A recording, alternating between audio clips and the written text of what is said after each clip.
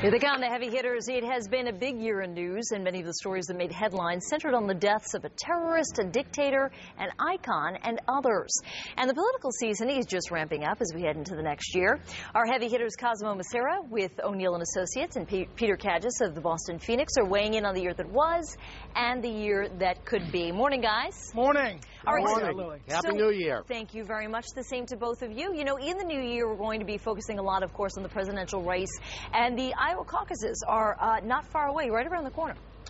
That's for sure. You know, I think, Peter, Mitt Romney really has a head of steam here, and I think the key for him may be to try to spend Newt Gingrich into the ground, and I think he can do that. It's certainly unclear the ability that Gingrich has to spend money, the ability that Gingrich has to raise lots of money. He still has a bare-bones campaign staff.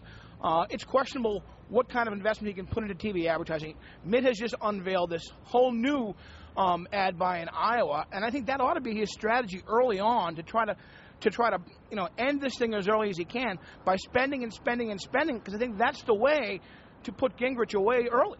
Yeah, I mean, the reason he wants to outspend Gingrich is what he'll do is he'll nullify, he'll drown out the few ads Gingrich is able to afford. I got to tell you, though, Iowa is not that significant. Only 2 of the last 5 Republican presidents have won the Iowa primary, and I really think New Hampshire is the main event for these guys. I agree, but what if you were to couple an Iowa victory and New Hampshire, where we're expecting a big showing for Romney? That would seem to almost be a foregone conclusion for the former Massachusetts governor. That would give him a great head of steam. At the moment, though, Ron Paul is still expected to take Iowa. And what's interesting is Ron Paul is running highest among independents right now, who are leaning towards him in New Hampshire. Yeah. But Romney has, I think, a very clear shot in New Hampshire. You know what I think is interesting, too, guys, is the fact that in the last, actually just a couple of weeks, we saw President Obama with the softer side with the baby who reached up into his mouth and, was grabbing him. We saw Mitt Romney go on Letterman and do the top 10 things he'd like to tell the American people. Do you think these are very well-timed, well-placed moments that they're creating in order to give that other side of their personality to the voters? I think they are. I got to tell you can't script an infant. That's true. Yes. So that was. But you can hug a baby. You can hug a baby, and that's classic politics. But you can't script an infant. I think humanizing moments are good. I think someone like Mitt Romney needs them. I think someone like Gingrich, it's really hard to create them if you know Gingrich. But I think you're right.